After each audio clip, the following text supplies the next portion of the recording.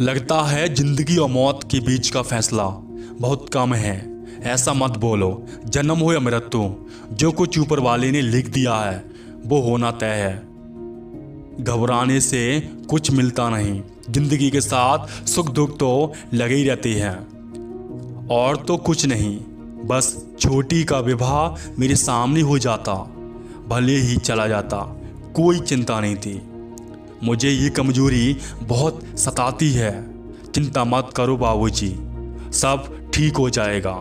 पहले तुम ठीक हो जाओ, क्या पता ऐसा हो या नहीं। अगर ऐसे ही सोचते रहे तो कुछ भी ठीक नहीं होगा।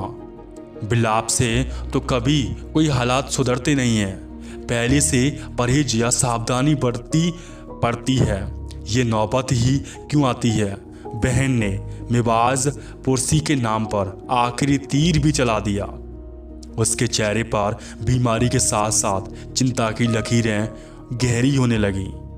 वह बिस्तर पर चुपचाप छत में बनी बिगड़ती आकृतियों में खो गया। मेरे लायक कोई काम हो तो बताओ, अब मुझे चलना होगा। तुम्हारे जीजाजी ऑफिस से आते होंगे। बहन अस्पताल के स्टूल से उठ चुकी थी। उसने दोनों हाथ जोड़ दिए। उसकी आंखें किसी अनोखी से कम नहीं थीं। उनकी आंखों में आंसू बहुत थे। आप उदास क्यों हो अंकल? उठिए, आपकी दवा का समय हो गया है। दवा से क्या होगा सिस्टर, मेरी बेटी, असर तो होना ही नहीं है।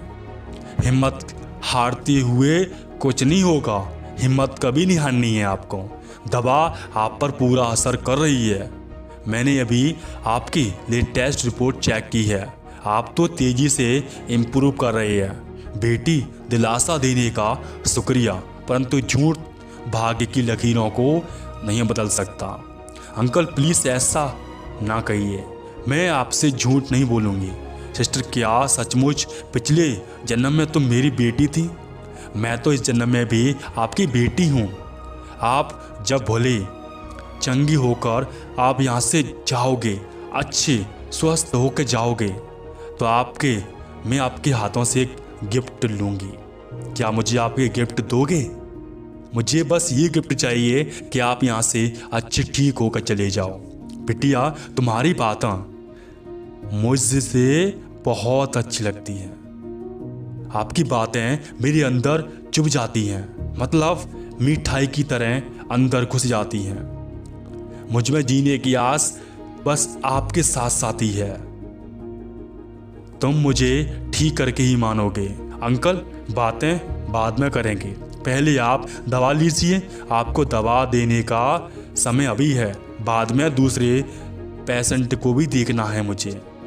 बेटा, दवा तो दे दो, पर इतने सारे लोगों की देखभाल करते करते आप थक नहीं जाती हो क्या? आपके ठीक हो जाने के बाद इस सवाल का जवाब आपको खुद मिल जाएगा। उन्होंने सिस्टर से दवा लेने के लिए अपना मुंह खोल दिया और श्वेत परवेश के समानी उस कन्या के दवा उसने मुंह खोला और दवा खा ली। ये सुई ना बस ऐसी बात होती है, इंसान चुभे दे पर दवाई दे और उसके ख्याल रखे, वो इंसान कभी जिंदगी में उनको भूल नहीं सकता है। दवा उनके हकल से उतर के ही खिलखिलात पड़ी कि हाँ, आज तो आपने दवा जल्दी खा ली। उनके मुरझाए चेहरे पर बच्चों सी किलकारी खिल गई। उन्हें लगा कि उनके हृदय ने सुचारू रूप से काम करना शुरू कर दिया है। सामने खड़ी देव कन्या की अनुभूति सी देते उस बाला के चेहरे पर उभरी संतोष की रेखाएं। मैं उन्हें अपने प्रश्न का उत्तर भी दूंगी और उन्हें उत्तर जरूर मिलेगा। उन्होंने मन ही मान कहा कि जो भी है सच्चा है। एंजल बाहर नहीं होती, एंजल यहीं पर है, इसी धरती पर रहती हैं एंजल। तभी उनकी छोटी बेटी ने उनके कक्ष में प्रवेश किया। पापा, आज तो आप बहुत स्वस्थ लग रही हो, बहुत अच्छी हो गई हो। उन्हें बहुत अच्छा लगा और वो बहुत ठीक हो चुके थे।